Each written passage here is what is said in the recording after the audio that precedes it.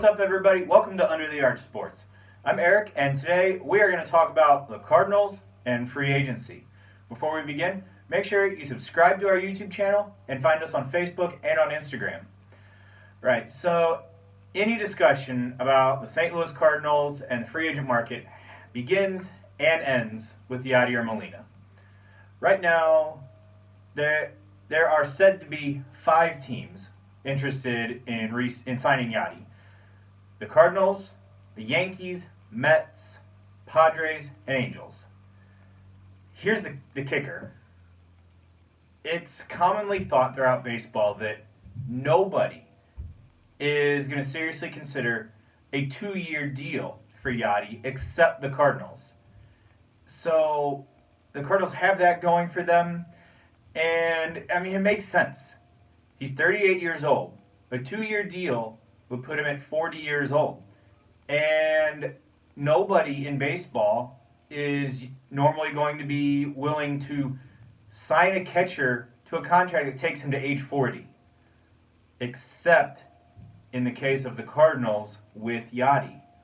They're the only team that would do it because of his history and what he means to the fans and the franchise and the city and everything else.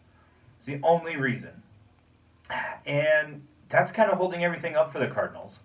I think that if and when Yadi re-signs with the Cardinals, which I do think will happen, I think he's going to insist on his 2-year deal, which means Cardinals. But once that happens, I think Yadi and Wainwright is going to re-sign with the Cardinals fairly quickly after that. I think the Cardinals are waiting with Waino just to see what kind of numbers they have available. And once Yadi signs, they'll know how much money they've committed there, and they'll then know what they need to do to re-sign Wainwright. For what it's worth, I would expect Yadi to re-sign with the Cardinals for something around 2 years, I don't know, maybe $24 million, just $12 million a year, something like that, maybe some incentives thrown in there. And then after that, I would expect Wainwright to take a deal pretty similar to what he's had over the past few years with the Cardinals, somewhere between $5 and $10 million, I would think, because he was outstanding last year, but he is the oldest player in the National League.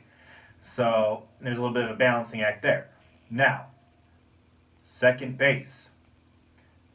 John Morosi, a reporter nationally, has suggested that DJ LeMahieu, a potential target for the Cardinals at second base, he is likely to re-sign with the Yankees. And what that means is that with him re-signing, the Toronto Blue Jays are moving on to a new target at second base. That target is Colton Wong. Given the way the Cardinals have treated his situation with releasing him and not a whole lot going on in terms of contract talks since he's been released, I don't think the Cardinals are going to make a serious effort to re-sign him. So I think you can kiss Wong goodbye, and it seems like the Blue Jays may be the front runner here. I don't know what that means for who will play second base. Tommy Edman, maybe Edman plays third. Carpenter moves to second base where he began his career. I think either move makes the Cardinals a worse team. But here we are. Now, looking at the outfield, one of the things the Cardinals have been said to be interested in is a left-handed bat for the middle of the lineup. And you look at the free agency market, and the name that stands out and kind of has been talked about as a fit, even though there isn't anything concrete yet, is Jock Peterson, formerly of the Dodgers. It's interesting because his contract year, 2020, was a down year. All of his numbers were down across the board, but he's been around long enough that everyone knows what he's capable of, and when he's on, he absolutely destroys right-handed pitching. The issue is left-handed pitching for him, and for the Cardinals, the issue is he plays outfield.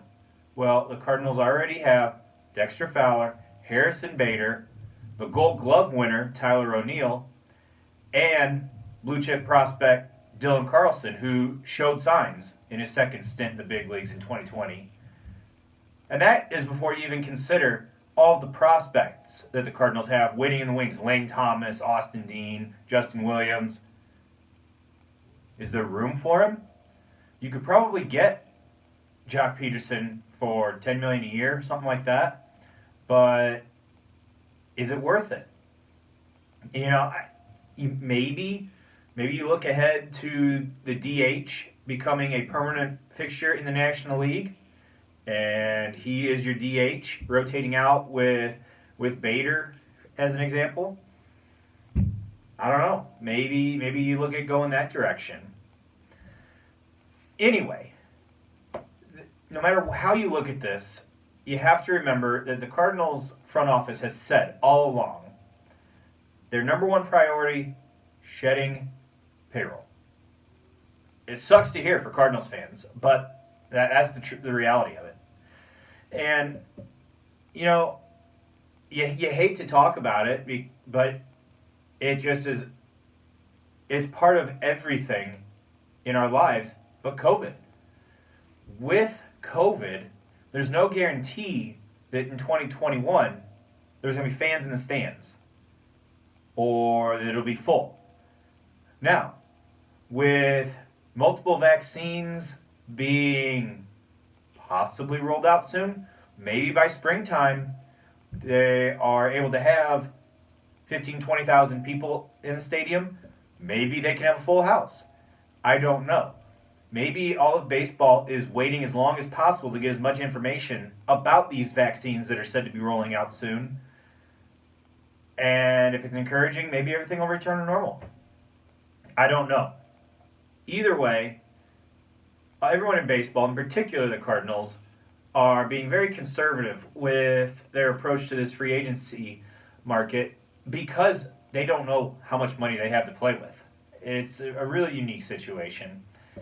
And, well, I guess for Cardinals fans, at least they're open and upfront saying, yeah, we're cutting payroll. So, I'm expecting the team to be worse in 2020. I just am. I think Wainwright and Yadi will be back. Wong, I think, is gone. And then, other than that, I think you're going to see a token signing here or there. A token, I don't know, like some Tommy Edman Light, who's 33 years old, journeyman. I don't know. Someone like that who will be touted as the missing piece, because that's how the Cardinals do things. Either way, it's frustrating to watch for Cardinals fans, and I don't blame fans for being very short on patience when it comes to listening to the front office and what they have to say.